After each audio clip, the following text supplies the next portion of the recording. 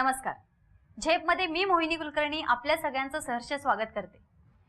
मागील आठवड्यात आपण पाहिलं राष्ट्रीय आणि आंतरराष्ट्रीय ख्यातीचे आर्किटेक्ट प्रशांतजी देशमुख यांच्या जीवन प्रवासाचा आणि यशोगाथेचा पूर्वार्ध. आज आपण पाहणार आहोत या यशोगाथेचा उत्तरार्ध.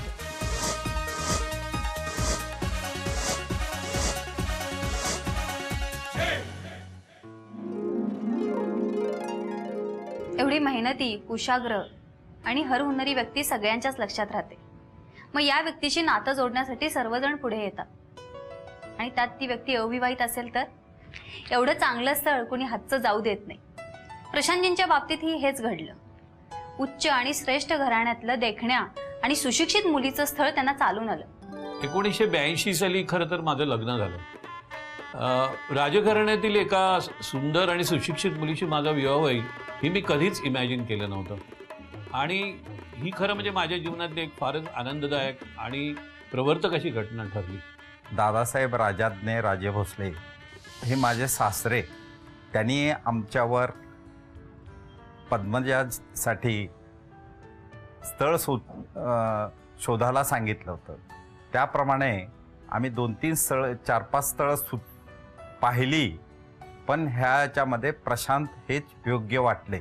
त्यांना आम्ही मुंबईत भेटलो आणि त्याच्यानंतर त्यांची महत्त्वाकांक्षी हे गुण पाहिल्यानंतर आम्ही आमच्या सासऱ्यांना हाच मुलगा योग्य आहे असं सांगितलं. 1983 साली दमणला आमचे एक नातेवाईक श्री पाटील म्हणून राहत असत. तिथे ते फार मोठे उद्योगपती झाले होते. ते अचानक घरी आले आणि त्यांनी तिथे तू ऑफिस का काढत नाहीस, तिथे तर आता डेव्हलपमेंट सुरू झालेली आहे, अशा प्रकारची कथा आम्हाला सांगितली. माझी पत्नी व माझे साडू श्री मगर यांच्या प्रेरणेने मी तिथे ऑफिस काढण्याचं ठरवलं. तिथली उरलेली काही कामं व मुंबईतली काही कामं अशी हळूहळू तेव्हा मी सुरू केली आणि ती ऑफिसमधून आल्यानंतर संध्याकाळी जागून संध्याकाळी बसून ती करत असे. आमचं नुकतंच लग्न झालेलं होतं आणि अशा परिस्थितीत कामावरील माझ्या प्रेमाबद्दल माझ्या पत्नीला नेहमीच कौतुक वाटत असे. नवीन लग्न झालेलं असताना सुद्धा रात्री 2-2 वाजेपर्यंत मी ती माझ्या समोर बसत असे आणि मी सगळ्या कामाची मात्र ड्रॉइंग करत असे. त्यामुळे आम्हाला दोघांनाही कधी असं नवीन दाम्पत्याचं जे काही एन्जॉयमेंट असेल ती करता आली. गिरजीतून आता जवळजवळ आपण अंग काढायचे आणि आपला स्वतंत्र व्यवसाय सुरू करायचा असं हळूहळू आम्ही दोघांनी निर्णय घेतला होता. त्याचवेळी मी माझ्या सर्व नातेवाईकांना ही गोष्ट सांगितली आणि ते सरसावून पुढे आले. माझे साडू श्री चंद्रशेखर कदम उर्फ भाऊ हे राहुरी कृषी विद्यापीठाच्या जवळ देवळाली प्रवरा म्हणून गाव आहे, तिथे राहत होते. त्यांचे वडील अण्णासाहेब कदम किंवा अण्णा पाटील हे एक चांगले समाजकार्य करत होते. देवळाली गावाच्या संपूर्ण म्हणजे स्वातंत्र्योत्तर आणि स्वातंत्र्यपूर्व या दोन्ही काळात त्यांनी इतके प्रचंड कार्य केले की जवाहरलाल नेहरूंनी त्यांच्या कामाची दखल घेतली होती. अण्णांच्या आणि भाऊंच्या प्रेरणेने Indian council of agriculture research यांनी वर्ल्ड बँकेच्या योजनेखाली जे काही निरनिराळे प्रकल्प तयार केले त्या प्रकल्पासाठी एक आर्किटेक्ट त्यांनी माझी नेमणूक झाली. त्याकरता मी माझे वैशिष्ट्यपूर्ण डिझाईन्स दिले आणि पुणे आणि सोलापूर येथे निरनिराळ्या प्रकारची रिसर्च स्टेशन्स मी त्याकरता डिझाईन केली आणि त्यामुळे मला थोडीफार प्रसिद्धीसुद्धा मिळाली. 82 ते 85 असा हा फार धकाधकीचा आणि वेगाचा कालप्रवाह चालू होता आणि अशा परिस्थितीमध्येच अचानक गिरजीतर्फे सुद्धा एक L&T ट्रेनिंग सेंटरचे एक सुंदर डिझाईन मी पुण्यामध्ये केले आणि या निमित्ताने मी पुण्याला येऊ लागलो. वडिलांनी एक छोटासा प्लॉटही पद्मदर्शन सोसायटी पुणे येथे घेतलेला होता. त्याचंही बांधकाम करण्याचं मी ठरवलं आणि आम्ही दोघांनी हा निर्णय घेतला कारण त्यावेळेला आई वडील हे अमेरिकेत गेले होते. आम्हाला हा निर्णय घ्यावा लागला आणि मग मुंबई सोडायची आणि पुण्याला जाऊन आपला व्यवसाय सुरू करायचा असं खरं तर एक रिव्हर्स गिअरमध्ये आम्ही विचार केला.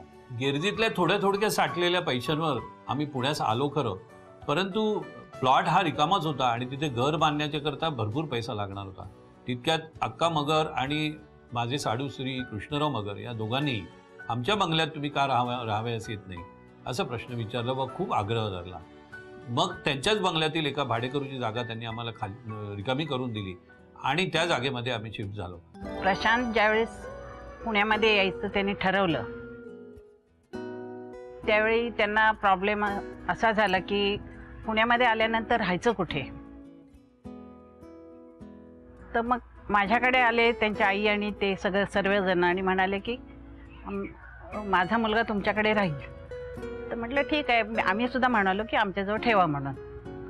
पण त्यांच्या आईने अगदी ठणकावून सांगितलं की माझा मुलगा तुमच्याकडे राहील, परंतु भाडं घेऊनच राहील. पण प्रशांतचा स्वभाव इतका चांगला की त्यांनी, माझी 4 मुलं होती, त्या मुलांच्या बरोबर ते अगदी समरस होऊन जायचे. इतकं सुंदर त्यांचं खेळीमेळीच्या वातावरणामध्ये दिवस गेले की आम्हाला कळलं नाही की प्रशांत मेहुणा आहे म्हणण्यापेक्षा जवळचा भाऊच आहे असंच आम्हाला वाटायला लागलं नंतर.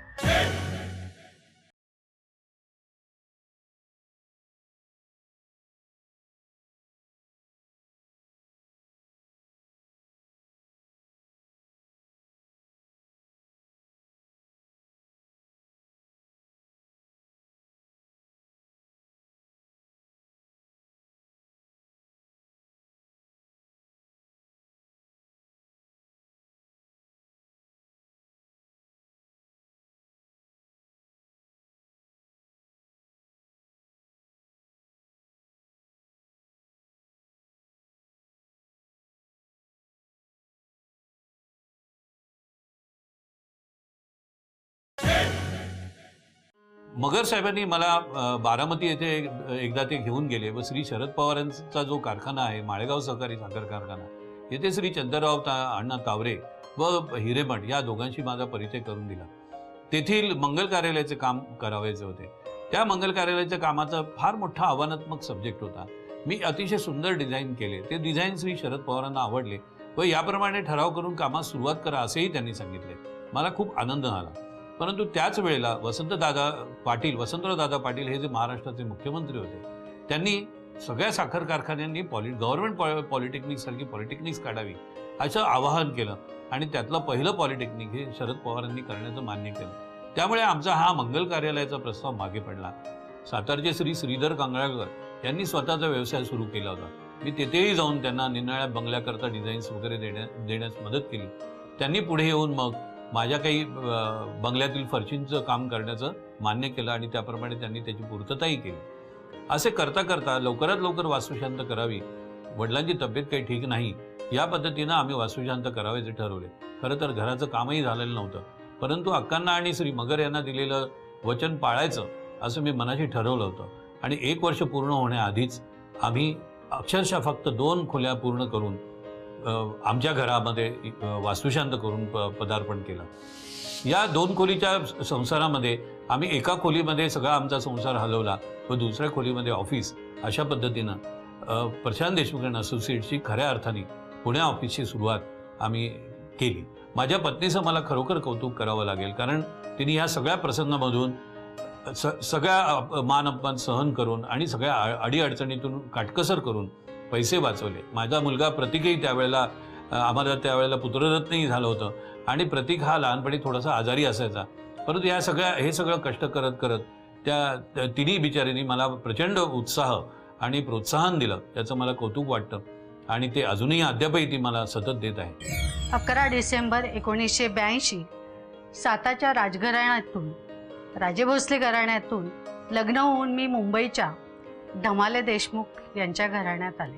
त्यानंतर 15 दिवसांनी प्रशांतनी नवीन वर्षाला मला एक डायरी दिली आणि त्या डायरीमध्ये एक सुंदर अशी कविता लिहिलेली होती आणि त्या कवितेमध्ये त्यांनी आपल्या जीवनाचा प्रवास कसा होणार आहे याविषयी लिहिलेलं होतं. आणि अक्षरशः त्याच पद्धतीनं आम्ही दोघांनी जीवन प्रवास सुरू केला. माझं शिक्षण MA पर्यंत झालेलं होतं. त्याच्या पुढे परत मला 1 वर्ष माहेरी ठेवून त्यांनी BEd करायला लावलं. पुण्यामध्ये शिफ्ट झाल्यानंतर मात्र या सगळ्या क्षेत्रामध्ये त्यांच्या बरोबरीनं भाग घेण्याची संधी मला मिळाली. सामाजिक क्षेत्रामध्ये काम करत असताना भोर, महाड यासारख्या ग्रामीण भागामध्ये जाऊन व्यक्तिमत्व विकासाची कार्य त्यांनी हाती घेतलेली होती. बऱ्याच वेळेला मला माहिती पण नसायचं अशा ठिकाणी जाऊन ते कार्य करून यायचे. स्वतः पैसे खर्च करून सगळ्यांना नवीन येणाऱ्या ज्या शिक्षणाच्या वाटा आहेत त्या शिक्षणाच्या वाटा दाखवत होते. जे नशिबात असेल ते कुणाच्या कल्पनेत नसलं तरी जे घडायचं ते घडतंच. कोण्या मित्राच्या लग्न समारंभाला म्हणून जावं आणि स्वतःच लग्न करून यावं असं काहीच प्रशांतजींच्या बाबतीत घडलं. जेवढं शिकता येईल तेवढं शिकून घ्यावं हा स्वभाव असणाऱ्या प्रशांतजींना कधी काळी आपण शिक्षक होऊ असं स्वप्नात देखील वाटलं नसेल. पण या चमत्कारपूर्ण जीवन प्रवासात विद्यादानासारखं पवित्र कार्य करणं त्यांच्या वाट्याला आलं आणि यात ते रमले देखील. खरं म्हणजे 1985 साली मगरांकडे असताना आम्ही सहज संध्याकाळी मराठवाडा मित्रमंडळ येथे जात असू. मराठवाडा मित्रमंडळ खरं म्हणजे फार मोठी संस्था होती. त्यामध्ये श्री शंकरराव चव्हाण, विलासराव देशमुख, शिवाजीराव निलंगेकर असे त्या संस्थेचे सगळे मान्यवर अध्यक्ष आणि इतर पदाधिकारी होते. त्याचबरोबर रामचंद्र पाटील, भाऊसाहेब जाधव, अण्णासाहेब मोगळे ही सुद्धा प्रतिष्ठित मंडळी त्यामध्ये असायची. या मंडळी एक तिथे मराठवाड्यातील विद्यार्थ्यांकरता हॉस्टेल सुरू केलं होतं, पण त्याचबरोबर त्यांनी कॉमर्स कॉलेजची स्थापना केली होती. हळूहळू आर्किटेक्चर कॉलेजची निर्मिती करावी असा त्यांचा मानस होता आणि म्हणून एक आदर्श आर्किटेक्चर कॉलेज कसे असावे असे सहज गप्पा मारता मारता मी त्यांना सांगत असे. एके दिवशी श्री रामचंद्र पाटील माझ्याकडे आले आणि मला त्यांनी त्यांच्या गाडीमध्ये घातले आणि ते म्हणाले, आज फार एक महत्त्वाची मीटिंग आणि तुमची उपस्थिती आवश्यक आहे. मी त्या मीटिंगला गेलो. ती मीटिंग खरं म्हणजे पहिली जी फायनल इयर बॅच आली होती आर्किटेक्चर कॉलेजची त्याच्या जडणघडणीसाठी होती आणि त्यामध्ये सर्वानुमते असं ठरलं की ही जी फायनल इयर बॅचची जबाबदारी आहे ही प्रिन्सिपल बरोबरच प्रशांत देशमुख यांच्याकडे द्यायची. आता बरेच वर्ष शिक्षक या नात्याने मी तर कधीच काम केलेलं नव्हतं. जे मध्ये सिनियर्स ज्युनियर्सना शिकवणं एक सिनियर या नात्याने हे मी मागे स्ट्राईक पिरियडमध्ये केलेलं होतं तितकंच, परंतु या उपर मला काहीच नॉलेज नव्हतं. असे असताना मी जवळजवळ 4 विषय तिथे घेऊ लागलो. पहिली बॅच आमची 21 विद्यार्थ्यांची होती आणि प्रत्येक विद्यार्थ्यावर मी आपण स्कॉलरशिपच्या परीक्षेला बसतो त्या पद्धतीनं जो मेहनत घेतली आणि याचं फळ म्हणूनच काय की आमच्या संपूर्ण बॅचचा रिझल्ट अतिशय चांगला लागला. त्यावेळेला अभिनव महाविद्यालय हे एकच महाविद्यालय पुण्यामध्ये आर्किटेक्चर कॉलेज म्हणून होतं आणि त्या विद्यालयाचे श्री गोगले सर व श्री शर्मा सर या दोघांना आम्ही मार्गदर्शनासाठी बोलवत असत. माझे त्यावेळेचे सहकारी मित्र अनुराग कश्यप, जयश्री देशपांडे आणि मोडक आम्ही तिघांनी त्या पहिल्या बॅचसाठी प्रचंड प्रमाणात मेहनत घेतली होती. ह्या पहिल्या बॅचनी भरघोस यश संपादन केल्यानंतर अभिनव कॉलेजचे त्यावेळेचे प्राचार्य श्री वैकुंठ सरदेसाई यांनी त्यांच्या महाविद्यालयामध्ये मला बोलण्यासाठी बोलवलं. तिथेही विद्यार्थ्यांनी जो मला प्रतिसाद दिला त्यावरून त्यांना माझ्या शिकवण्याचा एक दर्जा समजला आणि म्हणूनच या सर्वांनी मिळून माझी अक्षरशः बिनविरोध अशी पुणे विद्यापीठाच्या बोर्ड ऑफ स्टडीजवर नियुक्ती केली व एक एक्झामिनर म्हणून सुद्धा मला त्यांनी पदाधिकारी म्हणून ठेवलं. National institute of advanced studies in architecture ही संस्था आता पुण्यामध्येच आहे. ही एक फार मोठी अभिमानाची गोष्ट आहे. या संस्थेमध्ये संपूर्ण भारतभरच्या सगळ्या आर्किटेक्चर टीचर्सचं क्वालिटी इम्प्रूव्हमेंट करण्यासाठी आम्ही काही प्रोग्राम राबवत असतो. मी खरोखर नवीन विषयांचे प्रत्येक कोर्सेस तयार करतो आणि हे साधारण 5-5, 6-6 दिवसाचे कोर्सेस हे संपूर्ण भारतभरच्या येणाऱ्या शिक्षकांसाठी, मग त्यामध्ये प्रोजेक्ट मॅनेजमेंट असेल, ॲडव्हान्स बिल्डिंग कन्स्ट्रक्शन असेल, असे नवीन जे प्रीकास्ट टेक्निक्स असतील, प्री इंजिनियर बिल्डिंग्स असतील, असे नवीन विषय हे ह्या नवीन विषयांना बांधून आम्ही हे कोर्सेस तयार करतो आणि साहजिकच हे ह्या कोर्सेसमुळे नियासातल्या या संपूर्ण ॲक्टिव्हिटीजलाच आता एक फार सुंदर वेग आलेला आहे. हे घडत असतानाच Indian railway institute of civil engineers नावाची एक आशिया खंडातली एक अतिशय सुंदर अशी रेल्वे सिव्हिल इंजिनियर्सची संघटना पुण्यामध्येच आहे. तेथील मंडळींनी काही वेळेला माझी ही लेक्चर्स ऐकली व ते प्रभावित झाले. त्यांच्या डायरेक्टरने एके दिवशी मला बोलवले व आमच्या रेल्वे इंजिनियरसाठी तुम्ही काही करू शकाल का म्हणून प्रश्न विचारला. ह्या सर्वांसाठी मग मी एक सुंदर कोर्स डिझाईन केला आणि त्या कोर्सला आता आम्ही असं म्हणतो की architectural awareness for railway engineers.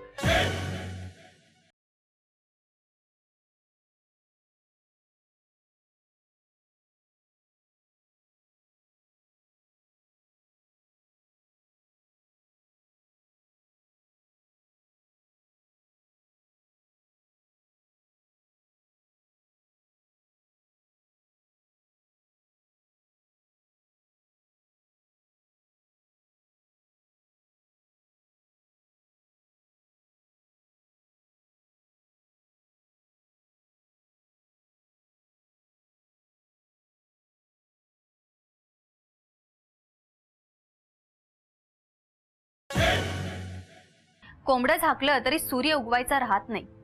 काळोखात ठेवला तरी हिरा आपला प्रभाव दाखवतोच. प्रशांतजींनी कुठलंही काम केलं तरी इतरांना त्या कामाची दखल घ्यावीच लागली. त्यांची कीर्ती सर्वदूर पसरत गेली, नावाचा दबदबा वाढला, पत वाढतच गेली. आणि याचं मुख्य कारण म्हणजे आप्पासाहेबांसारख्या गुरुतुल्य व्यक्तीने प्रशांतजींना शिष्य म्हणून स्वीकारलं. आप्पासाहेब पवार या एका फार मोठ्या व्यक्तीशी माझा परिचय झाला. अर्थात त्याकरता इतर अनेकांनीही प्रयत्न केले होते आणि आप्पासाहेब पवार आणि श्री शरद पवार, माननीय श्री शरद पवार यांना त्यावेळेला सूतगिरणी करायची होती. माझ्या तंत्रज्ञानाचा फायदा त्यांना व्हावा या इच्छेने मी त्यांच्याकरता परिश्रम करून एक अतिशय सुंदर अशी सूतगिरणी पणदेरे येथे बांधली. योगायोगाने आप्पासाहेब पवारांच्या काही सहकाऱ्यांनी माझे नाव माननीय श्री अजितदादा पवार यांना सांगितले आणि अजितदादा पवारांच्या मार्गदर्शनाखाली सोमेश्वर सहकारी साखर कारखान्याची अद्यावत अशी सुंदर आर्किटेक्चरल इमारत आम्ही त्यावेळेला उभी केली. ज्या वेळेला पुण्यातही कर्टन वॉल च्या इमारती झालेल्या नव्हत्या त्यावेळेला सोमेश्वर सहकारी साखर कारखान्याच्या इमारतीमध्ये कर्टन वॉल्स, एट्रियम आणि इतर अतिशय अद्यावत असे आर्किटेक्चरचे नमुने पेश करून अगदी इंटिरियर आणि लँडस्केप सकट ही इमारत मी पूर्ण केली, ज्याचे महाराष्ट्रभर वाहवा झाली. आणि या इमारतीच्या सुंदरशा डिझाईनमुळेच मला नंतर महाराष्ट्राचे मुख्यमंत्री विलासरावजी देशमुख यांनी सुद्धा एक संधी विघ्नर सहकारी साखर कारखान्याच्या ऑफिस बिल्डिंगच्या डिझायनिंगच्या निमित्ताने मला दिली. 1998 ते 2003 मध्ये जागतिक मंदीमुळे बरीच कामं बंद पडली होती. याच कठीण काळात प्रशांतजींचे आई वडील देखील त्यांना सोडून गेले. नियतीने जणू प्रशांतजींची परीक्षा घेण्याचंच ठरवलं होतं. म्हणतात ना, प्रवाहाच्या दिशेने कोणीही पोहू शकतो, परंतु प्रवाहाच्या विरुद्ध दिशेने पोहणाराच यशस्वी होतो. प्रशांतजींनी नियतीला शरण न जाता नियतीवर स्वार होऊन नव्या जोमाने कामाला सुरुवात केली. मग काय, यश प्रशांतजींची वाट पाहतच होतं. 99 ते 2003 या रिसेशनच्या काळामध्ये सतत विचारमंथनातून काही काही गोष्टी पुढे आल्या.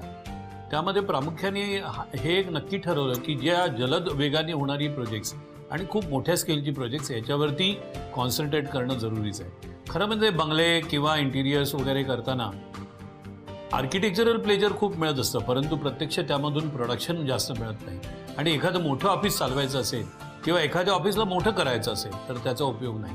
आणि त्यामुळे अशा प्रकारचे प्रयत्न आपण करायला हवेत असं मला वाटायला लागलं. ह्यामध्ये माझा कोअर कॉम्पिटन्स हा गिरजीमधील माझ्या अनुभवाचा होता. आणि यामुळेच की काय, लवकरच ओरिएंटल रबर किंवा मियू कॉम्पोनेंट्स या एका परदेशी कंपनीचं मला डिझाईन करता संधी मिळाली. तशाच पद्धतीनं एका वेगळ्या प्रसंगातून मला आंबी व्हॅली सहारामध्ये 25-30 विलास करण्याकरताही कॉन्ट्रॅक्ट मिळालं आणि वेगाने आता सुरुवात झाली. ओरिएंटल रबरचे क्लायंट्स अतिशय सुंदर असल्यामुळे त्यांना रोफ्लेक्स या नव्या पद्धतीचं काहीतरी रचना करून द्यावी याकरता मी प्रयत्नशील राहिलो आणि अतिशय सुंदर सुबक पद्धतीनं त्यांचा कॉम्प्लेक्स डिझाईन केला. यामुळे झालेल्या प्रगतीतून हळूहळू इंडस्ट्रीयल कामं परदेशी कंपन्यांची आणि मोठ्या मोठ्या स्वरूपाची करायला सुरुवात झाली. दमणसारख्या ठिकाणी सुद्धा टॅक्स हॉलिडे झाल्यामुळे बऱ्याच मोठ्या मोठ्या प्रमाणात मग गुड व्हॅल्यू इंजिनिअरिंग असेल डहाणूकर ग्रुपचं किंवा L&T बरोबर आम्ही केलेलं लंडन पिल्सनरसारखी कंपनी असेल जी सुद्धा अद्यावत पद्धतीनं आम्ही ती डिझाईन केली. त्याचबरोबर जी ॲडॉर बिल्डिंग नावाची जी कंपनी मुंबईमध्ये स्थित होती मुलुंड येथे, ती सुद्धा संपूर्णपणे हलवण्याचं ठरलं आणि जवळजवळ 50 एकराचा एक फार मोठा प्रकल्प आम्ही सिल्वासा येथे तो पूर्ण केला. आणि त्याच्याकरता सुद्धा किर्बीसारख्या एका अद्यावत कंपनीला आम्ही घेऊन प्री निर्णय पद्धतीनं अतिशय सुबक असं फार मोठ्या स्पॅनचं एक सुंदर असं एक प्रकल्प तिथे आम्हाला पूर्ण करता आला. एक संघ बांधताना हळूहळू आमची संख्या वाढत गेली आणि जवळजवळ आता ती सध्या तर ती 70-80च्या पुढे गेलेला आहे. माझी अशी मनीषा आहे की आम्ही कुठेतरी हाँगकाँग किंवा सिंगापूर येथे ऑफिस काढू व संबंध साऊथ एशिया आणि एशिया या रिजनमध्ये काम करण्याचे आम्ही प्रयत्न करणार आहोत. व्यापक आमचा जो दृष्टिकोन आहे तो त्या दृष्टीने आम्ही ठेवलेला आहे आणि तेवढ्यासाठीच PDA प्रोजेक्ट्स प्रायव्हेट लिमिटेड नावाची एक नवीन कंपनी आम्ही फॉर्म केलेली आहे. इंग्लंडवरून आल्यानंतर तिथे शिकलेल्या आधुनिक पद्धती आणि वडिलांचं स्वप्न पूर्ण करण्यासाठी आम्ही PDPPL म्हणजेच Prashant Deshmukh projects private limited नावाची एक नवीन कंपनी चालू केलेली आहे. या कंपनीमध्ये क्लायंटला स्टार्ट टू एंड सर्व्हिस देणं हे आम्ही करणार आहोत. या कंपनीमध्ये प्रोजेक्टचे कंप्लीट प्लॅनिंग, इंटिरियर डिझायनिंग आणि प्रोजेक्ट मॅनेजमेंट यासारखे सर्व्हिसेस आम्ही प्रोव्हाइड करणार आहोत। या सगळ्या घोडदौडीत व वाटचालीत सुद्धा सकाळी 7 ते 10 एक शिक्षक, 10 ते 6 एक व्यावसायिक व संध्याकाळी 6 ते 10 एक समाज कार्यकर्ता, ही जी माझी काम करण्याची पद्धत आहे ती मात्र मी अजून काही सोडलेली नाही। या उलट शैक्षणिक क्षेत्रामध्ये व सामाजिक क्षेत्रामध्ये काम करत असलेल्या माझ्या संधी वाढलेल्या आहेत व त्यामुळे मी अगदी देश परदेशातल्या निरनिराळ्या संस्थांबरोबर आता संलग्न होऊन काम करत आहे आणि त्यात आनंदही मिळवत आहे। जीवनातला प्रत्येक क्षण हा प्रोडक्टिव्ह आणि आनंददायी करण्याचा जी काही माझा स्वभाव आहे, स्वभाव धर्म आहे, त्यामुळेच मी खरं म्हणजे आजपर्यंत इथवर आलेलो आहे। ज्यावेळेला ते 8वी किंवा 9वीला होते, मी माझ्या वडिलांच्या बरोबर मुंबईला यशवंतराव गोविंदराव देशमुख यांच्या घरी गेलेलो असताना माझ्या वडिलांनी त्या मुलाला विचारलं, बाळ तुझं नाव काय? त्यांनी सांगितलं माझं नाव प्रशांत, तू काय होणार आहेस? तर प्रशांत यांनी त्यावेळेला त्या हजरजबाबपणे उत्तर दिलं की मी यशवंत होणार आहे। माझ्या वडिलांना आश्चर्य वाटलं, तर म्हणजे यशवंत का? म्हणजे माझे वडील कर्तृत्ववान आहेत, त्यांचं नाव यशवंत आहे आणि त्यांचं कर्तृत्व पाहूनच मी या ठिकाणी कामाला लागणार आहे, पुढे शिकणार आहे आणि मोठा होणार आहे, म्हणून मला यशवंत व्हायचं आहे। आज प्रशांत देशमुखांचं कर्तृत्व पाहिल्यानंतर मागचे दिवस आठवतात की ह्या मुलाने जिद्दीने हे सगळं उभं केलेलं आहे। 2007-2008 साली प्रशांतजींच्या या कंपनीला जॉन डियर व किर्लोस्कर यांच्या कामासाठी architect engineer surveyor association Pune या संस्थेची 2 पारितोषिके मिळाली। बिल्डर्स असोसिएशन ऑफ इंडियाचे पारितोषिक कैझर कॉम्प्रेसर या जर्मन प्रकल्पास मिळाले। या वर्षीचे आयसा अवॉर्ड इकेआय या कोरियन जापनीज कंपनीच्या प्रोजेक्टसाठी मिळाले।